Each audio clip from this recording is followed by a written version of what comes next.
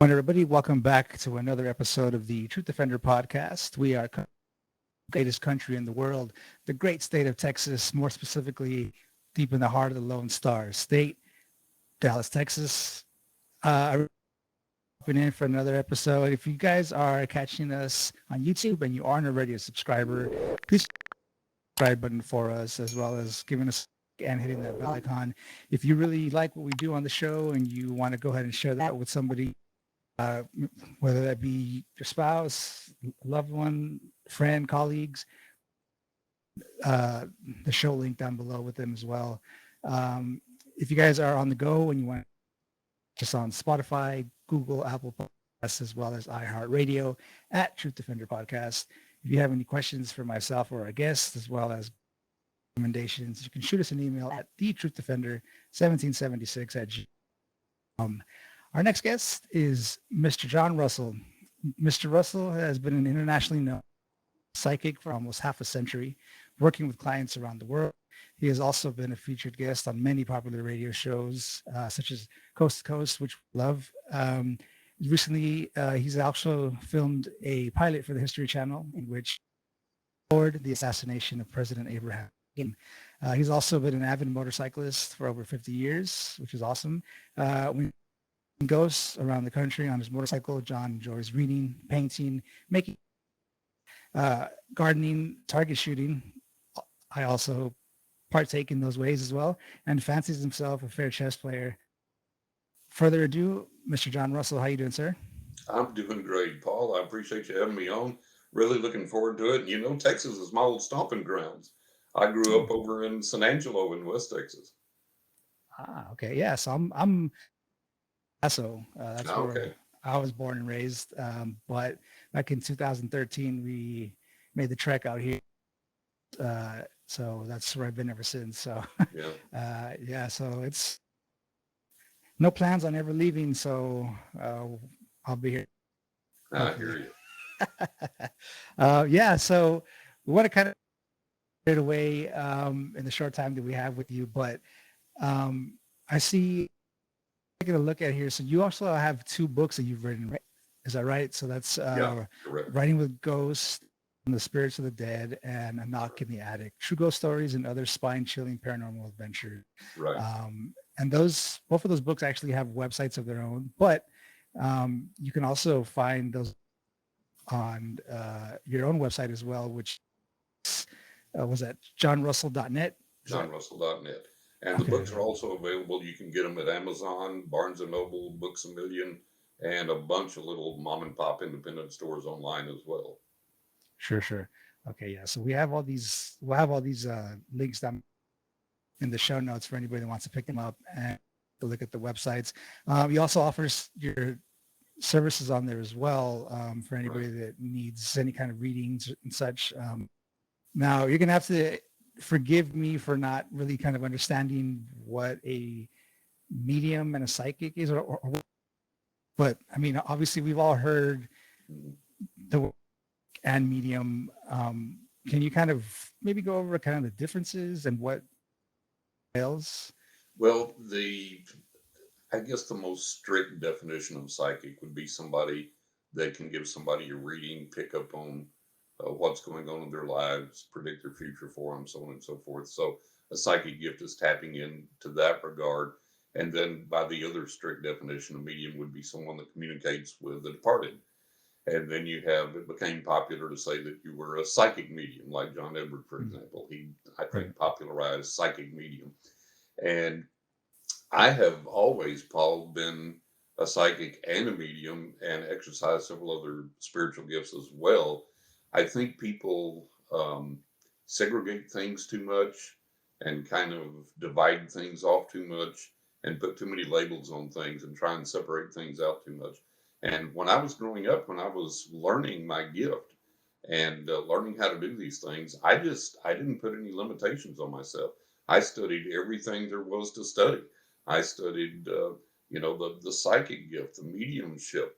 I studied the Ouija board, crystals, dowsing, the Right. pendulum, everything.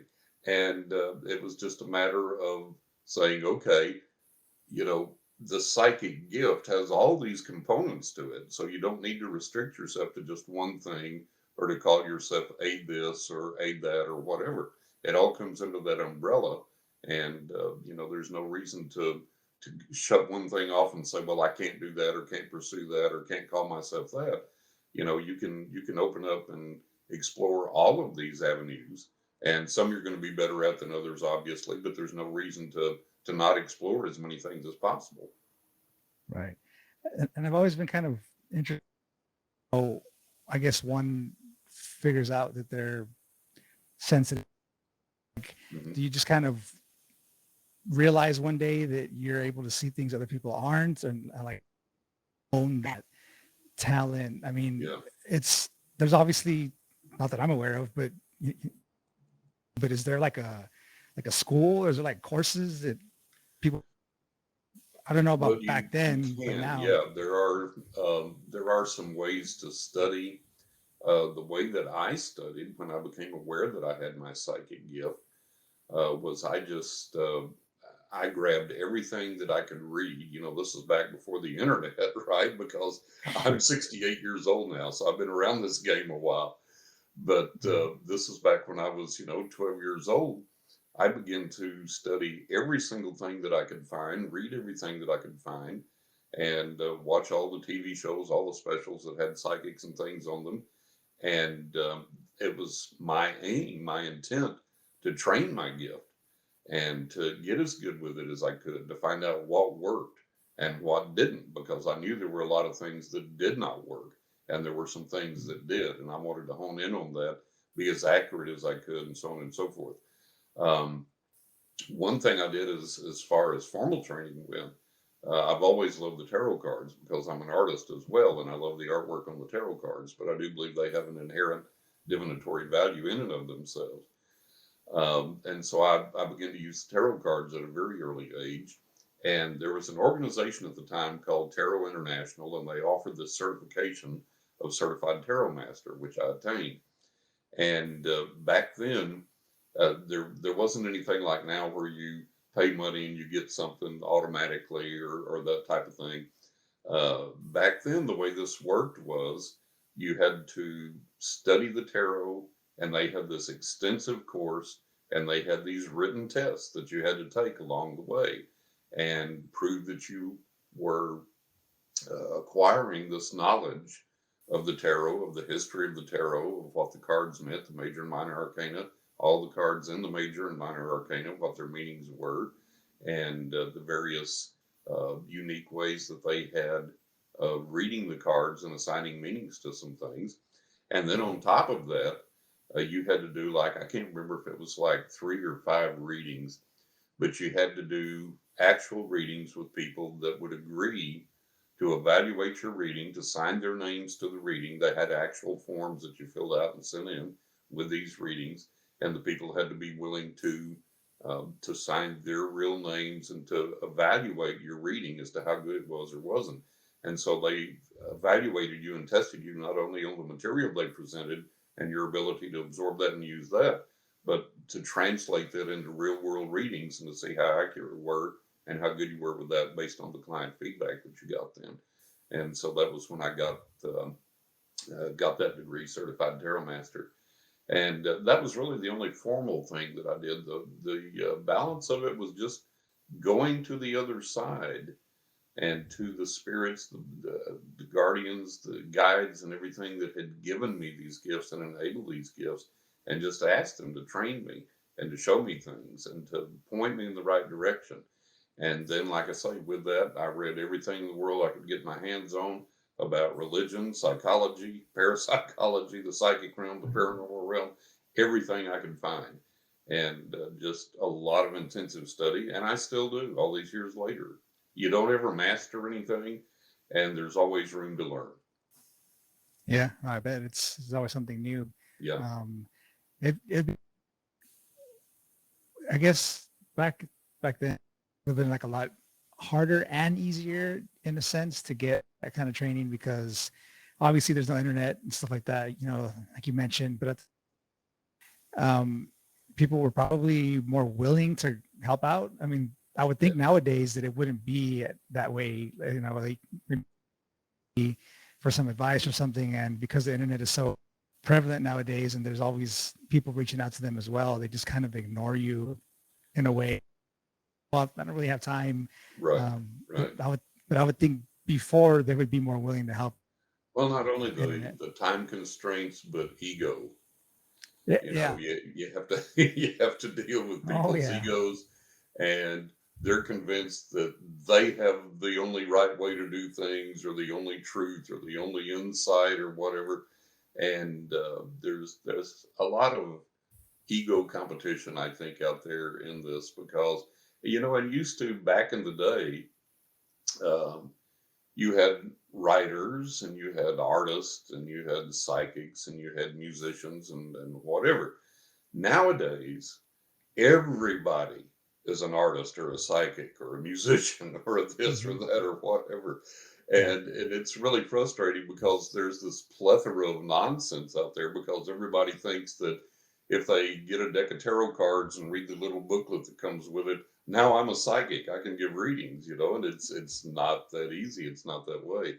So you have the clutter out there Mhm. because like back in the day, you had music companies would take a musician and they would pour all their energy and advertising and money and effort into promoting this musician that really had talent, could sing on key without auto tune, Mhm. could actually play their instruments well. And now everybody's a musician, everybody's on YouTube doing something. And there's a lot of people out there that just don't have the talent or the ability for that. And it's the same way in the psychic realm. It's the same way everywhere. So you've got all this clutter out there to dig through with everything. And then, amazingly enough, it's not just the people that are quote unquote famous that have ego. A lot of these people that just really don't know what they're doing have ego because they're just super aggressive in their attitude and they think they're really somebody and I've got the answers and I know how this is done and blah blah blah. So it's a little difficult thing. Yeah, you're right. It was a little bit easier back in the day. People still had ego then, of course, to deal with, but I think now with the prevalence of the internet, YouTube, everybody can be on YouTube, everybody can be on Instagram and all these other things and have all their own videos, their own websites and all this stuff. I think it's a lot more prevalent that the egos are more out there. Yeah. It's unfortunate, especially as there's a whole lot of like, what can you do for me before I help you out first? Which I Right, know right. a podcast, having a podcast that comes up a lot, which Yeah, unfortunately, yeah, but I mean, we things happen for a reason, so it's all right. good. But I mean, so being a medium, like kinds of ways. I mean, do some people like maybe do other people just hear? Do other people just kind of feel them, or kind of come into one? Or how does that work for Well, you? for me, it all works together. There's sometimes that I see them physically with my physical eyes. There's other times I see them with my inner vision. There's sometimes I hear them audibly with my physical ears, and other times it's an internal hearing, that type of thing. So I think a lot of times it depends on the ability of the communicator on the other side as to how you perceive them. And I think that it depends on the ability of the psychic or the medium that's receiving the information. And I think also the conditions that are involved. I always tell people that, I had a friend back when I was growing up in West Texas, and he was a ham radio operator, and so or shortwave radio operator, and on a good night in West Texas, he could talk to somebody in England or Australia and have a 10, 15, 20-minute conversation just as clear as a bell. It sounded like they were in the same room. The next night, he couldn't reach across town, you know. And I think it's the same way with conditions on the other side. Sometimes the other side can come through very, very clearly. And other times they have difficulty getting through. But uh, some people seem to receive only one way. Like some people may just see things in their mind's eye, and that's all they get. They don't ever get anything auditory or anything like that. And I don't know if that has to do with ability or if it has to do with lack of training. Maybe they just haven't tried to receive other methods or other ways. Right. And of course, it's difficult to do because it's not something that you achieve very quickly. This is something I've dedicated my entire life to, and it's something that I think most people either don't know how or aren't willing to sit down and to invest the hours that it takes every day to do that, to train themselves. That's more likely. I mean, we're like, we live in the age now where we consume information so quickly.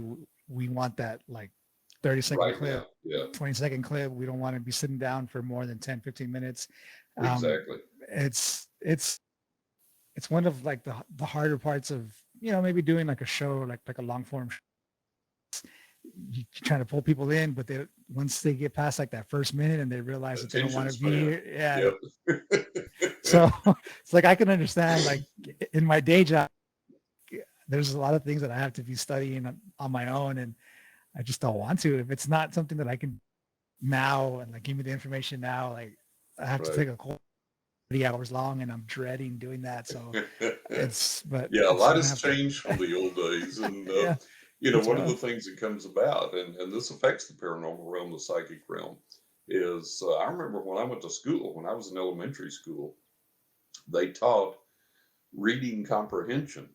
Hmm. So you had to read a story, and then you had to tell what the author was saying in that story.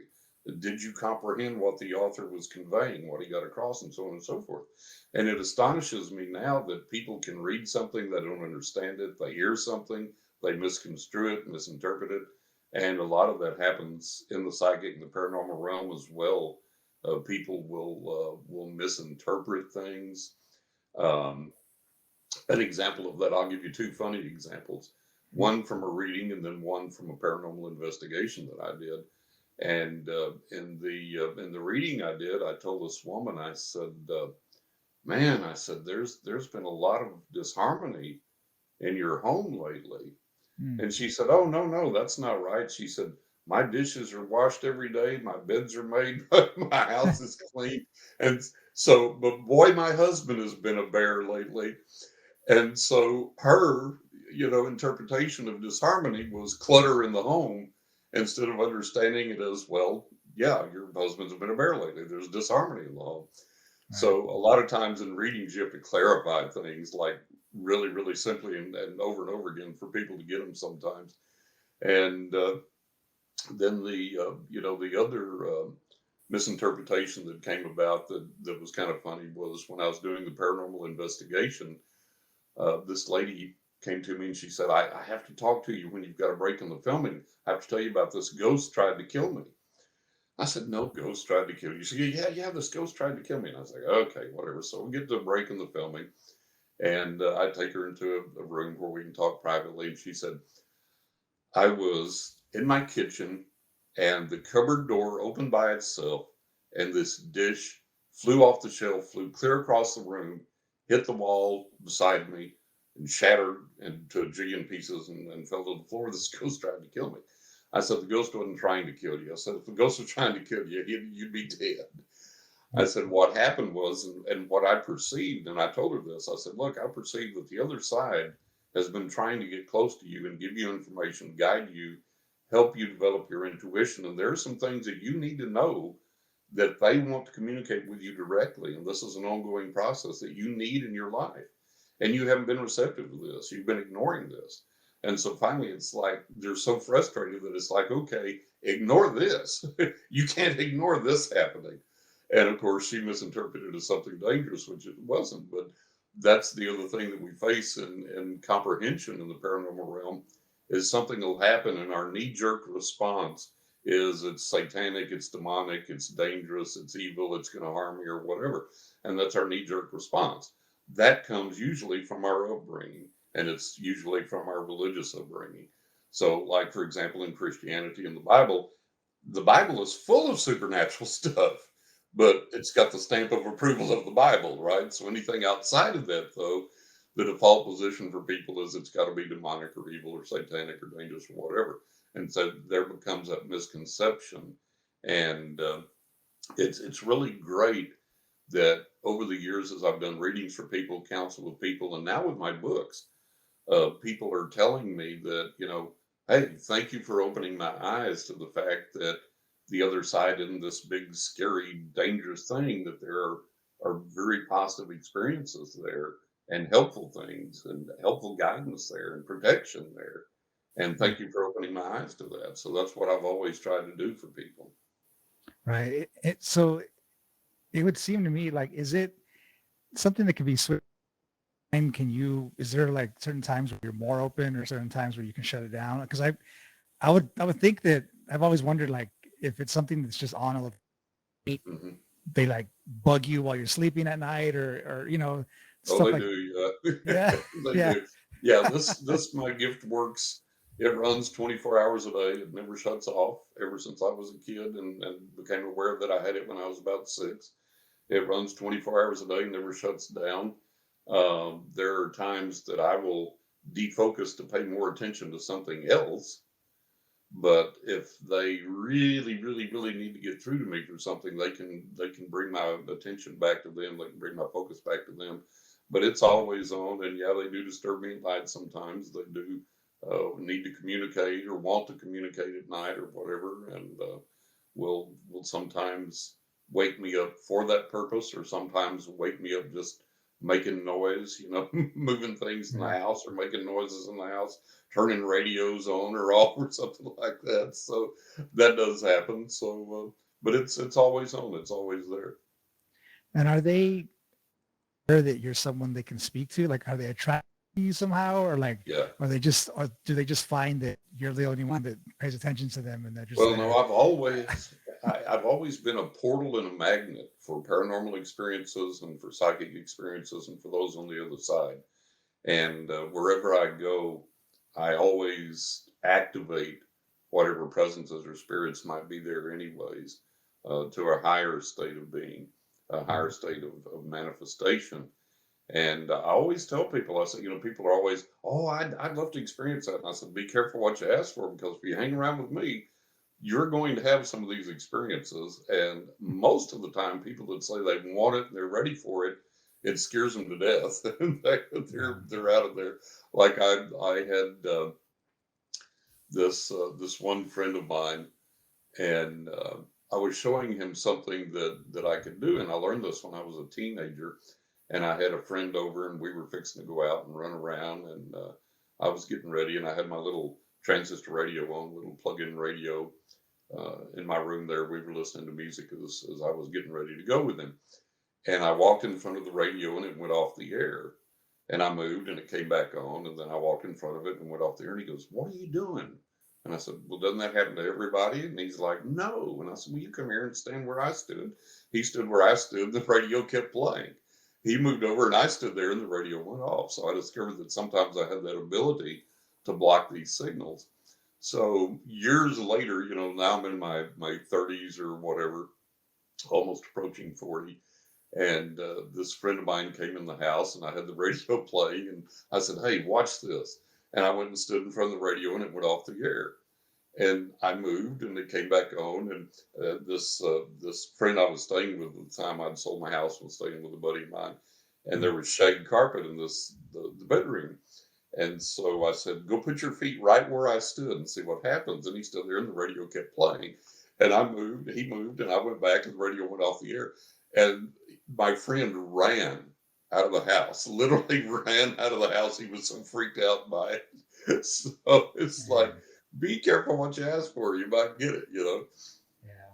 And so like, was the transition into like hunting and such, was that like an obvious thing, or didn't have any kind of interest in that prior, or how did that work?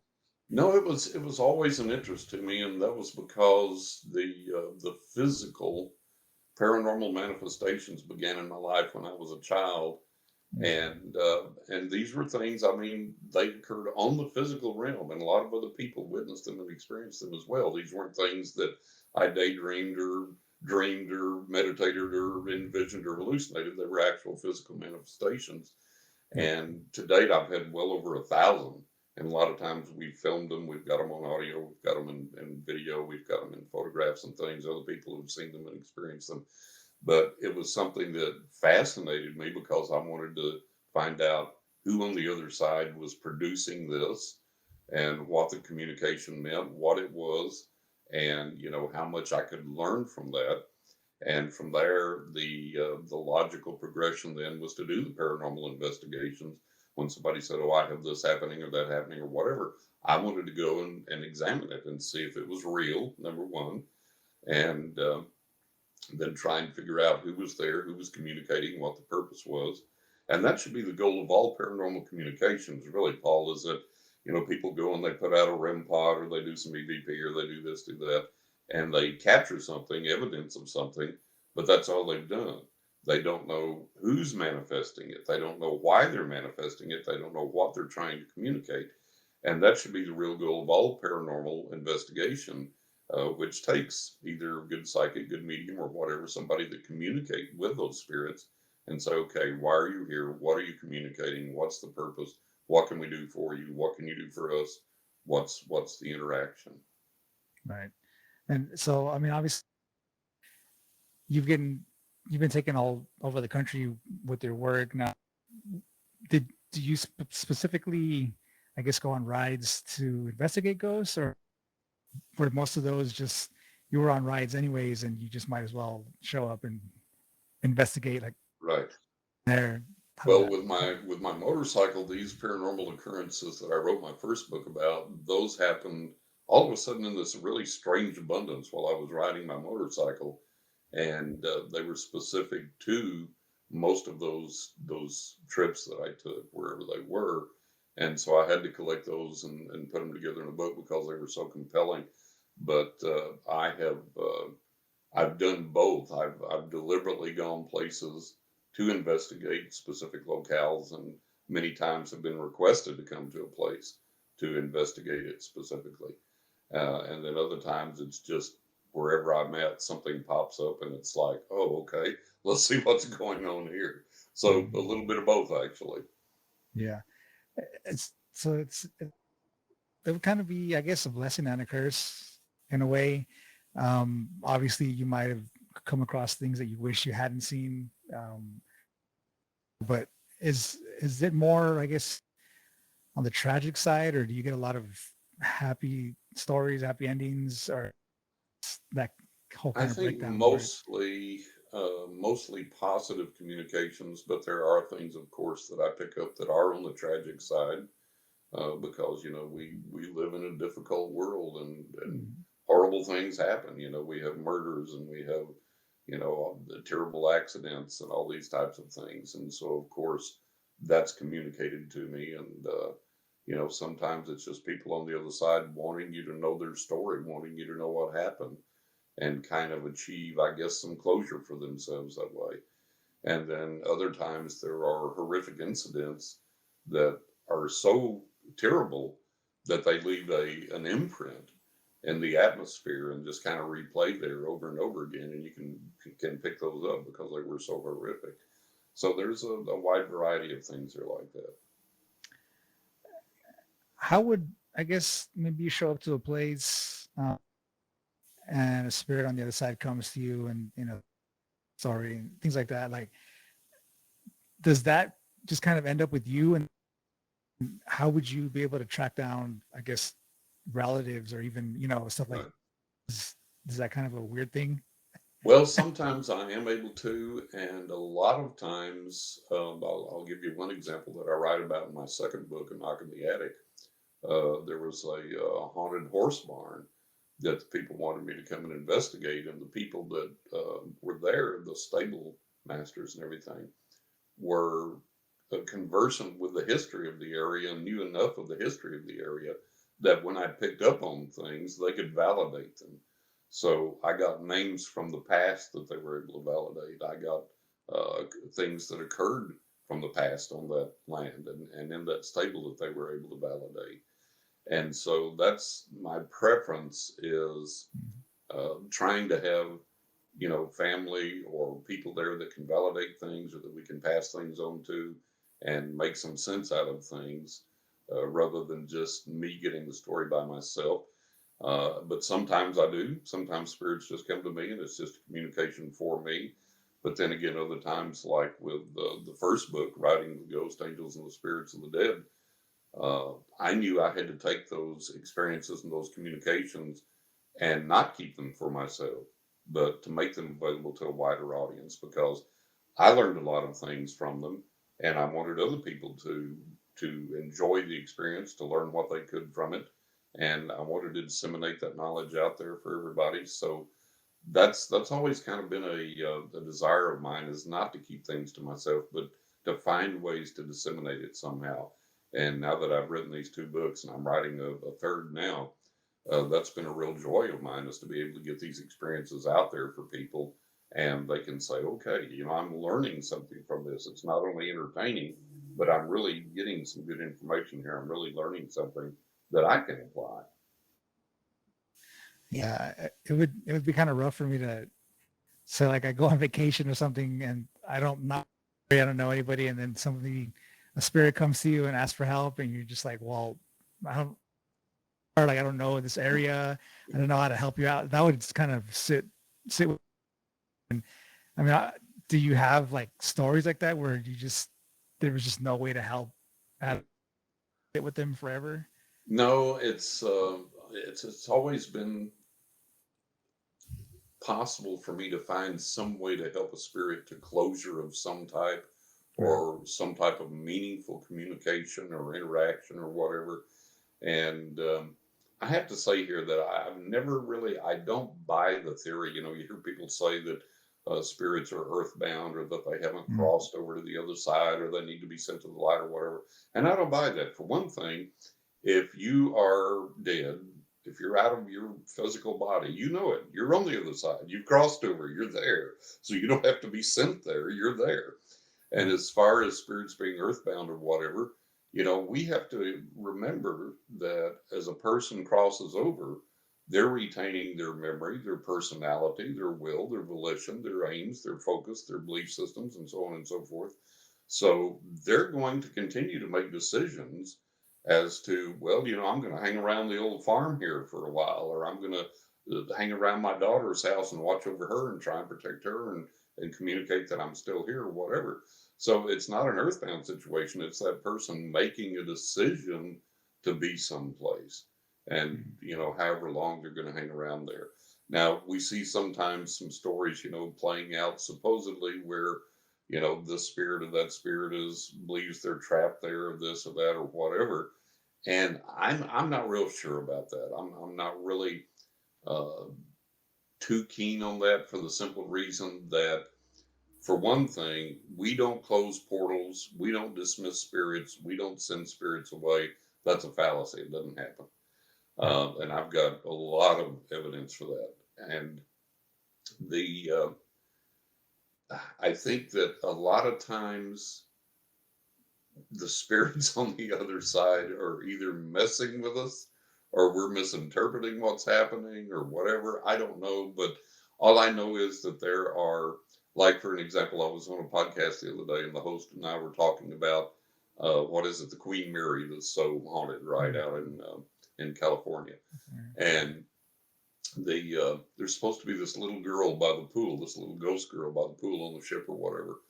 And we were laughing about, however many paranormal investigators go there, they always encounter this little girl, and they always send her to the light. They always send her to the other side. But yet every new group that comes along encounters the same little girl, you know?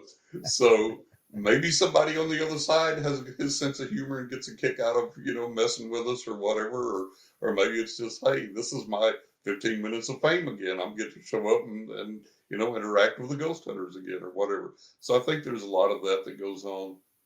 And as far as closing portals or anything like that, I won't mention names here, but there was a very, very famous paranormal investigator and writer who is on the other side now. And this person knew everything about everything, supposedly.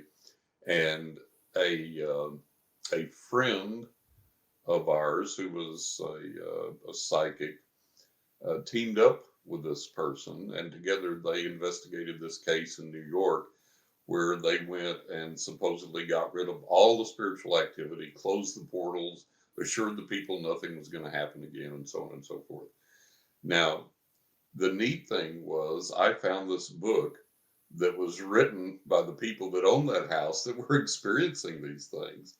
And they detailed how they came in and what they did and how they supposedly closed these portals, sent the spirits to the light, and blah, blah, blah.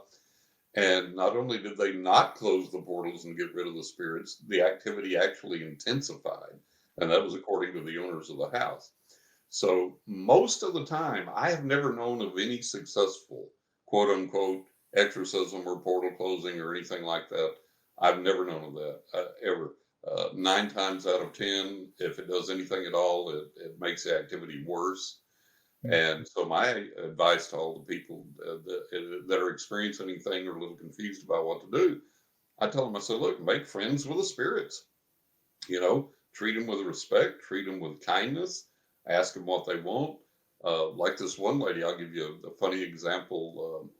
She had, when Sylvia Brown was still alive, she had heard Sylvia say on the Montel show that if you wanted a ghost, ask for one, and you could have a ghost. And this lady said, oh, that sounds like fun. So she asked for a ghost. This ghost showed up that was very, very demonstrative, moved things and made noises and did all kinds of stuff, and it scared her to death. And so she moved to get away from the ghost. The ghost followed her. And the ghost began to set off where she lived in this new neighborhood. Cars were parked up and down the street. And the ghost would set off all the car alarms sequentially on all the cars up one side of the street and down the other. And so the neighbors called the police on this woman after she moved in because this had never happened before. Now this woman moves in and this starts happening. So they said, well, she's got to be doing it. She's got to be involved somehow. So they actually call the police on her. Now she's telling me this. She had become my client and I'm doing this reading for her. And she's telling me this. So she said, John, she said, the police are standing on my doorstep talking with me. And all the car alarms start going off sequentially up one side of the street and down the other. And the police looked at me, they looked at each other, shook their heads and said, well, we don't know what the hell's going on, but it's obviously not you. We're out of here. So she said, what do I do? I said, well, look, I said, you asked for this spirit to come into your life, and it did. And then you refused to have anything to do with it and abandoned it and tried to move away from it. And that upset it, and it followed you. And it's like, okay, I'm going to do some mischief now, with the car alarms and everything here. And I said, look, talk to the spirit and say, I asked for you to come, and you did. And then I didn't want anything to do with you, and I tried to run away from you and abandon you, and I'm sorry. And I do want you to be here with me, but don't scare me. Let me get used to you. Let me get used to this. It's a new territory for me. And I said, treat the spirit with respect like that, talk to it like that, and make friends with it and say, listen, uh, defend me in the house. Show me if anything's going wrong in the house. Or like, if I have to leave, go somewhere, run an errand, go to work or whatever, and you're not coming with me, if you stay here in the home, guard and protect the home and watch over the home so that nothing happens to it. And I said, do that. And I'll wager that you become, uh, you know, comfortable with the spirit. And I'll wager also that the severity of the manifestations slow down, kind of temper off a little bit because it's not having to compete for your attention now or, kind of punish you for running away and leaving it. Right. And I said, do that and, call me back in a few weeks or so. And if that doesn't work, there's other things we can do, but that should work. And it did. And she became comfortable with having the spirit there. And the spirit then began to, do some helpful things for her. And that's one of the things I tell people that in listening to this guidance from the other side or experiencing this guidance from the other side, I've had my life literally saved many times by the spirits on the other side. And so if we respect that energy, respect those beings, and pay attention and ask them for that help, they'll communicate that to us. They'll help us around the house. They'll save our lives. They'll do all kinds of neat things for us. But that's what we have to learn. That's what we have to come to. In your experience, you ever run into, I guess, what people would call demons or stuff to Do you come I across that haven't. at all? No, No. I haven't. I'm not saying that there is not negative energies out there. Certainly there is, but I have never run into the Hollywood version of the demons, the Exorcist, anything like that. Right. I get pretty perturbed with people that are demonologists, quote unquote, because if you make the assumption that there's a demon, that being must of necessity be wilier, more powerful, and smarter and more clever than you are, and able to manipulate and manifest things that you can't. So, why would it subject itself to you? Number one. And why would it tell you the truth if it was a liar? Right. Why would it tell you anything that was truthful if you make the assumption that demons are liars and deceivers? Why would you believe anything that it told you? So I have problems with people that do that. And then there's people that find a demon behind every bush. Everything that happens has to be demonic or evil or threatening or whatever. And it's just I have not experienced that. Again, I'm not saying that all energy is positive out there, but I've had over 1,000 physical manifestations in my life. I've read professionally for over 50 years. I've done paranormal investigations since the age of 12. And I have never run onto anything that frightened me, scared me, upset me, threatened me, that I couldn't sleep at night or anything else. Um, and again, I think a lot of what happens when people interact with things, they may not realize the extreme power that some of these entities can manifest from the other side. And so we owe them that respect, number one. And then, I hate these so called paranormal investigators and ghost hunters that they go on to a scene and the first thing they do is curse the ghost and challenge the ghost and all this and that. That's extremely disrespectful. And then when the ghost does something in response, they scream and cry like little girls, some of them, and run, which is really stupid. It's like, that's why you're there, is to experience this. But, we have to go into it in a respectful way and realize that these entities do have a tremendous amount of power. We also have to understand that you may encounter beings that are not humans. They may be angels, they may be nature spirits, they may be some type of entity or spirit that we don't even know what is or know how to define. And so they're not going to be human minded like we are. We view things from a human perspective. They have their own perspectives and their own motivations and their own things. It doesn't mean they can't understand us or communicate with us or respect us or whatever, but it's just that their motivations are different. Right. So we have to understand that going into to things too. And then again, realizing that, um, something may happen to a person that's investigating something that frightens them because they don't understand what they're getting into and they don't understand that maybe that's the way that particular spirit communicates or manifests or whatever. And there may not be anything dangerous or evil or whatever about it. It just may be the way that that person manifests. And it's like I tell people about my little dog. My little dog, who I love dearly, loves me and we communicate. And he is so smart that we had to stop saying certain words in front of him, as most people do with their dogs, to keep him from getting too excited because it wasn't time for a ride or whatever. So, and then we started spelling things out. Well, the little dog is so smart that now he's learned the words that we're spelling. He can understand when we spell a word and he knows what that word is and he gets all excited and reacts to it and everything. So Yeah. here's an example of a species that's completely different from me, but we're communicating. He understands me, I understand him, but he still is not human minded. He still has his dog things he wants to do.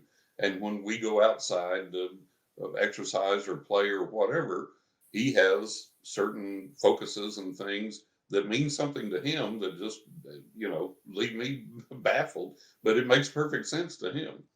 So that's an analogy that I use to tell people, look, when you encounter these spirit beings that are nature spirits or some other type of spirit, this, that, and the other, they may have motives, actions, reactions, and things that you're not quite familiar with that may not make sense to you and may frighten you if you're asking for some intense experience or whatever and you get it, then you may not be prepared for it. Or if you go in someplace blindly and just think, okay, here I am, I've got my REM pod, I've got my recorder, I'm going to get some EVP, and all of a sudden this powerful physical manifestation occurs, that may be more than you bargained for, and you, out of fright, may attribute it to something negative or evil or whatever when it's actually not.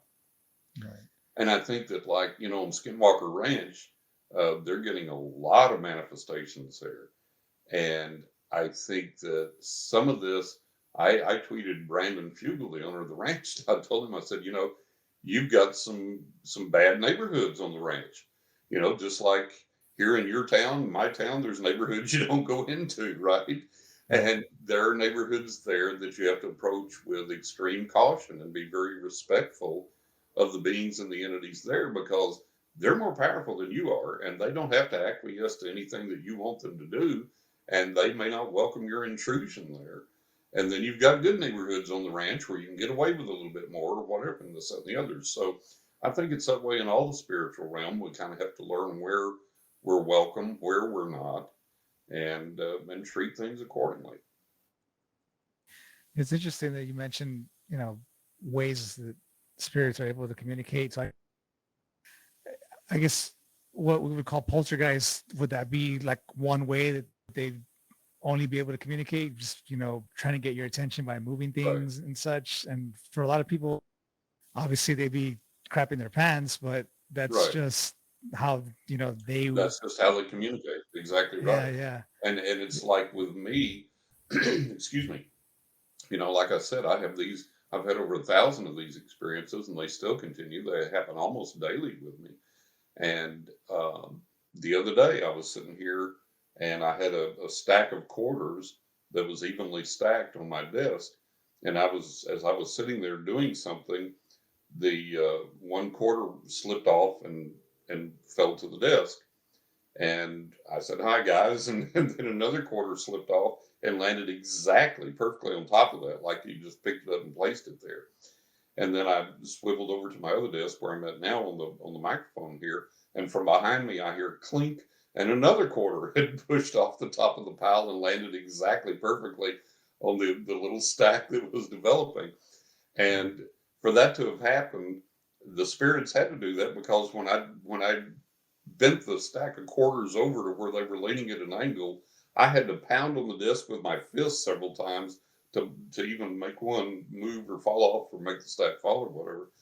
And so some people, like you say, they would scare to death. To me, it's just the guys are here. They want me to know they're around. They're watching over me. And thank you, guys. Thank you for letting me know that you're here. So I think that's a lot of the mindset that we need to develop when we have a paranormal experience is, okay, you're letting me know that you're here, and what's your purpose. And maybe sometimes it's just to say, hey, we're here and that's it, you know. Not every communication with the other side has to be this huge, dramatic, mind blowing, the shattering revelation. It can just be, hey, we're here, we're around, just want you to know we're here. And it's like us, we stop at a bus stop and sitting there on the bench, some other guy comes, sits down, hey, how are you today? Oh, good. Did you see the game last night? Yeah. Can you believe that pitch? Yeah. Oh, well, here's the bus. And it's just connecting with another human being a little bit. Nothing earth shattering, no big revelation, just that human to human connection that we need. And maybe on the other side, they're the same way. Maybe they just need that connection every now and then, that energy flow. And to say, hey, I'm here.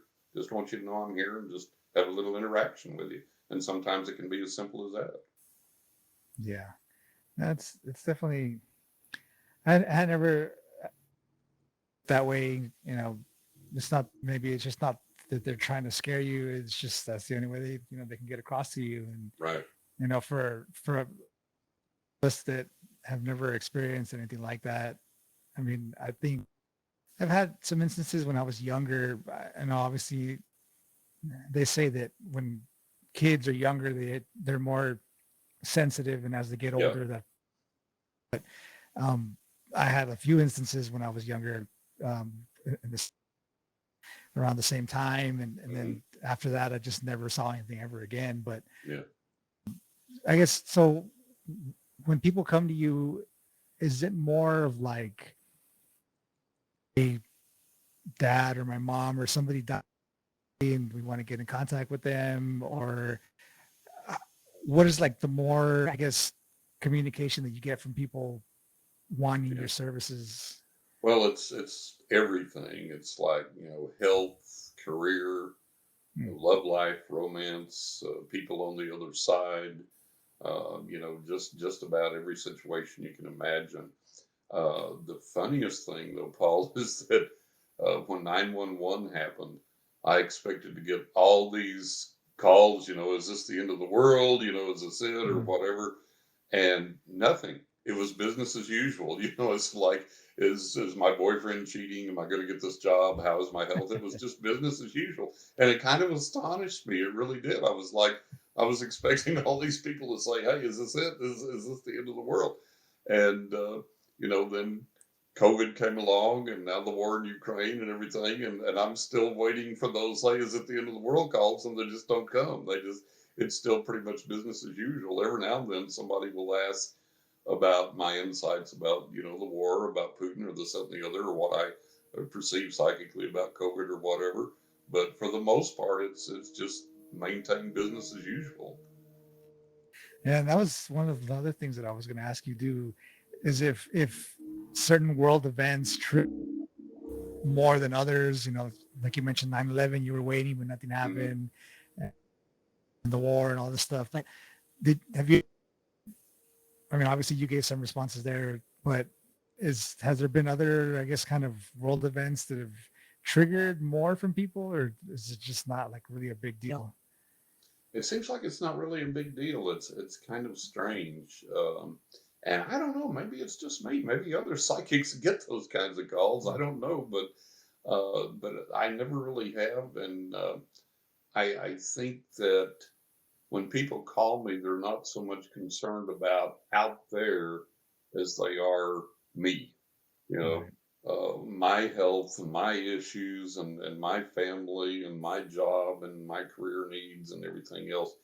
And so it's not that they're not aware of what's going on or concerned about what's going on out there, but we have to take care of ourselves, and I think people realize, well, yeah, the war in Ukraine's happening. What can I do about it? Nothing. Yeah. But I can tend to my needs of my job or my health or my life or whatever in this regard, so I can focus on that and do something, concrete there, do something positive there. Yeah. Unless you can pick up a rifle, you can't do That's it. it. So That's just it. sit back and relax because it's Yep. going to Sit be a back hell and of a say ride. prayers, man. It's like, Yeah. There's nothing much you can do about it. you know, Yeah. I mean, it seems that obviously since COVID started, there's been a lot of crazy stuff happening. yeah, Hopefully we're kind of on the back end of all that kind of leveling out, but it doesn't seem like it. It seems like things are getting like hyper, that everything's just starting to get worse and worse, but I hope I'm wrong. But, yeah. um, and it's, I speak to more of like the, the reason I asked that question was, so in 2000, when 9/11 happened, I was, what was that, like in high school, I think at the Hmm. time. So my dad died in 1998, and then 1 year was to the exact day my mom died. Oh, Um, wow. so like kind of time. So at that time, obviously there was a lot happening. A couple years later, 9/11 happened, Hmm. and I was kind of in the same boat. Like I had other family members that had always spoke. They saw my mom in a dream, or they saw my grandpa in a dream, and things like Right, that. right. Uh, Um, the same year that my mom died, I think it was, I went to live with my grandmother Excuse at me. the time. And I remember getting home very late at night one time, the front door to a giant window that would look into the living room. The curtains were open, things like that. So it was about 2 in the morning, Hmm. and I'm stick the key in the keyhole and I look into the window just to kind of see like Right. and I see my grandfather's recliner, and it was reclined. It was spread out, Yeah. and I thought that I had seen him sit like he always was, and I was just Yeah. like, "What the heck?" And I walked in there was like a little gap in between the door Hmm. and the living room, and in that split second that I walked past it and I looked back into the living room, he was gone. Yeah. But still spread out like if somebody was there. Right. And this was one of those recliners that once you got up, it would. Hmm. So I remember looking at the chair and like, what the heck? And I ran into my grandmother and I let her know what happened. And she was like an older, like Hispanic lady, like very religious. Right. And she woke up and she was like, oh yeah, yeah, like she knew all along, that he was there. And I was just like, what do you mean? Like this was like a big deal. And she was like, yeah, go to sleep. And I was like, what the heck? It was like a weird Kind of thing. freaks And you out a little bit. yeah, it was a weird, like it was, and that's the only time that I ever saw like any one of them. Like I've still yet to dream about Yeah. in any way. My wife, when my son was born, she had a dream about my mom that she was Wow. sitting with her and they were talking when right before my son was born, and like they were kind of talking about things, and that was like shortly after, I think like a few months, my son, she's had a few dreams where she's seen my mom and my grandfather and like they've all hung out and talked. And I was like, why can I see that? I guess it's because I've see it, like it doesn't happen for you, I guess. Is that Yeah, kind of how it you works? can get too tense about it, and Yeah. try and force it, and it doesn't happen. And I think you have to relax more. Hmm. And there are some things you can do, some techniques that you can use to facilitate more of an awareness or more of a receptivity to the other side. Some meditation can help. And a lot of times, if you just when you go to bed at night, before you fall asleep, when it's quiet, the TV's off, the house is quiet, everybody's fixing to go to sleep, and right before you go to sleep, you can just tell yourself, and also reach out to the other side and say, uh, Grandpa, if you're there and you can visit me tonight in my dreams, I'd like that. And then ask, say, help me to remember my dreams when I wake up in the morning, especially if I get a visitation. And then just relax and go off to sleep. And like you say, don't have such a strong expectation that it makes you tense. Don't feel like I have to get this visitation tonight.